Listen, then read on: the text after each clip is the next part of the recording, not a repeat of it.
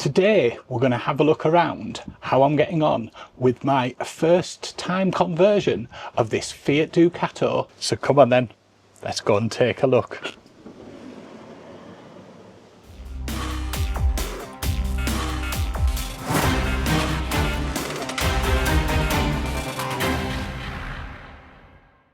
Before we take a look around, let me just give you a quick recap of what I'm up to if you haven't joined us before. So my name's David and I'm in the process of converting this 2025 Fiat Ducato L4 H2 into a camper van.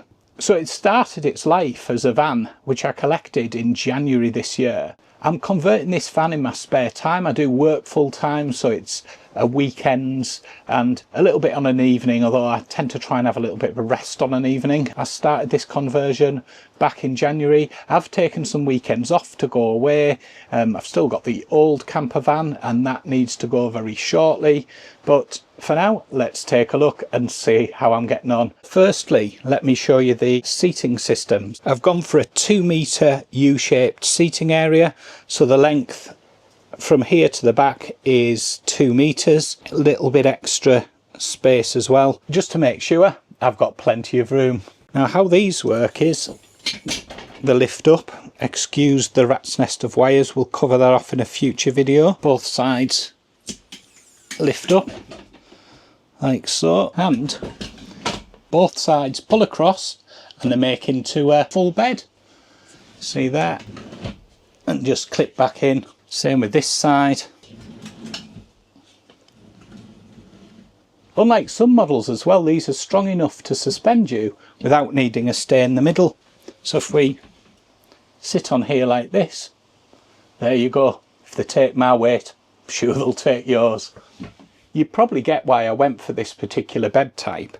Number one, it's a U-shape, so it gives me a little bit of a garage space at the back. See under here.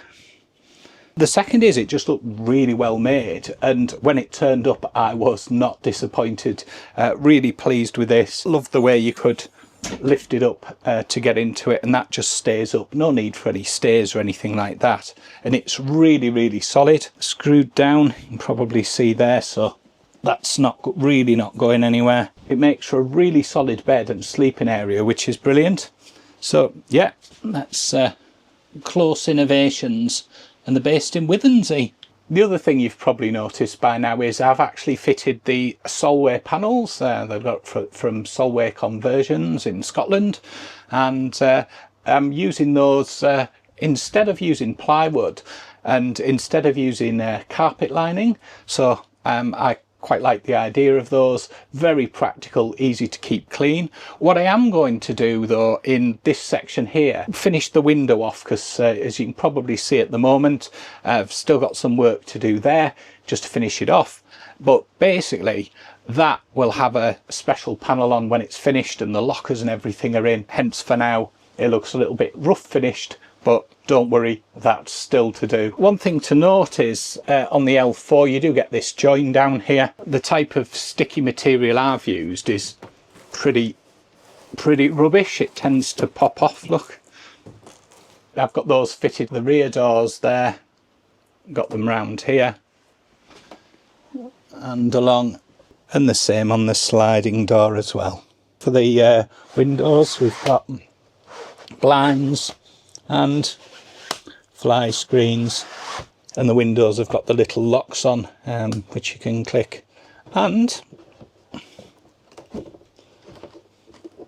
they open like that without the need for the stays. Brilliant. You can also put them on a catch. You'll see as well there's some wires and things hanging down. I've been beavering away doing wiring. That one actually needs dropping down back into there.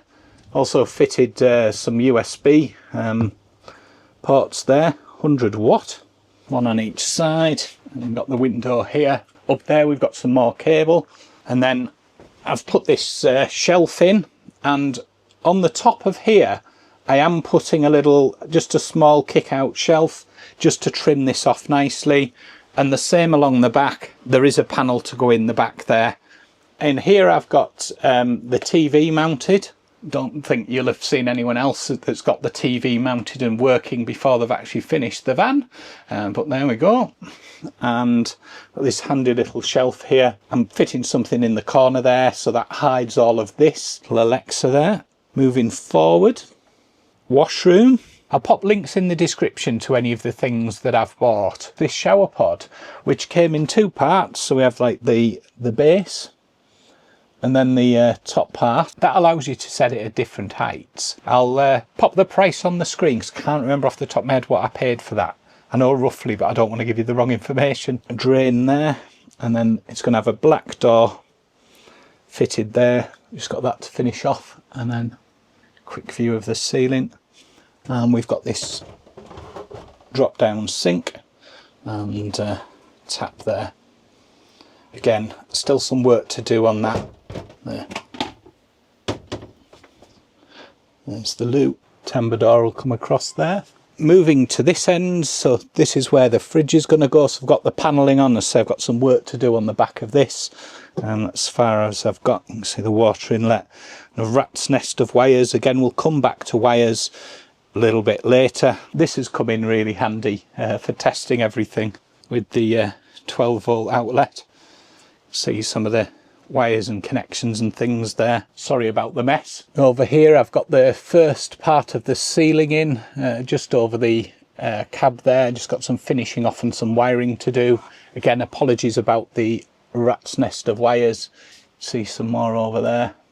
It's the connection for the fridge, as the fridge will go here. Mobile internet, and then another rat's nest of wires running along here. Roof port here, where the wires run up to. Same thing as Alex Frood.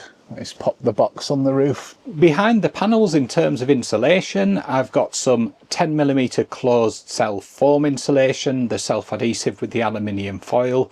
That's a Dodo Mat one. I also got the white fluffy recycled plastic bottle from Dodo Mat again, which is stuck to the top of that, and that makes up the insulation for the side and sits behind the panels. I also use some thinner insulation just to cover any metal parts behind the panelling, just to minimise any thermal transfer there. So you can see some things are working, and some things are still to be connected and working.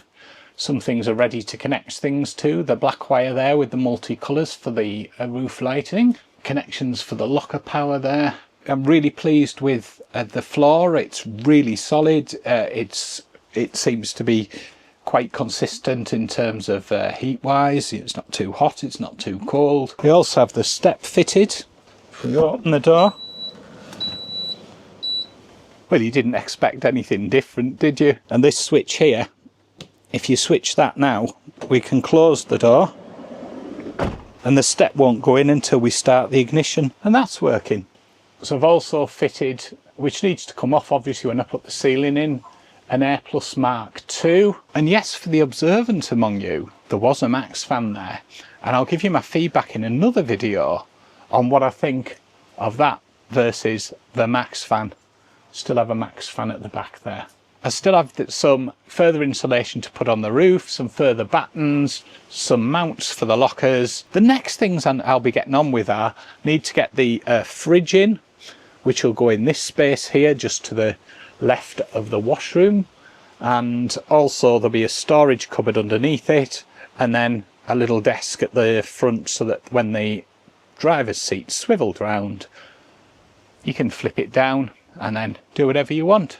Have a brew, whatever. That's next on the job list, and there's various connections there to connect up. I've also fitted, just while we're on, got CCTV, one at the front there, one at the side, one at the back, and then one at the other side. So that gives me 4 cameras in total. I find the CCTV really useful and really practical, and it helps improve van security. So I will be fitting edging boards to the side of here, and also an access hatch, and there'll be various things fitted under here. We'll cover those in a future video, as we're starting to get onto the more interesting things now. You're probably wondering why this strip of wood is. And a big thank you to Rachel for painting that strip of wood for me. Some of the things that are going underneath just needed a little bit extra space because I hadn't taken into account the mechanism for the slide out when I thought about that. So that's just to lift that up a little bit and just put it slightly out here so I can create a bit of a shadow gap with that. The first bit of the electrics is actually done there, connected up. Well, there's just a little bit of a look around to see what I've been up to and where I've got to. And as you can see, there's still plenty to do. It took a long time, a lot longer than I thought, to actually do the wiring and to pull wires through and to do the insulation. I thought those would be much quicker than they actually took. Bearing in mind I'm just doing this as a weekend job, I have took I think I've taken about 2 weeks worth of holiday from work as well so far to do it. And obviously with working full time, I do have limited time and you do need a bit of downtime as well. Progress so far, whilst I'm slightly disappointed and I thought I would be further on with it than I am now, it is what it is. Everything takes time, and pretty much everything, well, most things, you end up take far longer than you expect them to do. Let us know in the comments if you've thought about building a van or have built a van. I imagine I look at things, and when I've done things, if you did another one it would be so much easier, and of course I would do things quite differently. This is my first van. I've not done anything like this before. Let me know what you think, and also any hints, tips or suggestions. I will do a video on some of the things that I have messed up. Good girl, come and see. Come and see. And here's Roxy coming to check it out. Does it get the paws up? What do you think? Oh. Do you want to go on your holidays? Don't forget to subscribe if you're interested in the van build and you're not already subscribed. Thanks everyone for your encouragement. Thank you for watching. I hope you found it useful, and I will catch you for the next bit. Bye.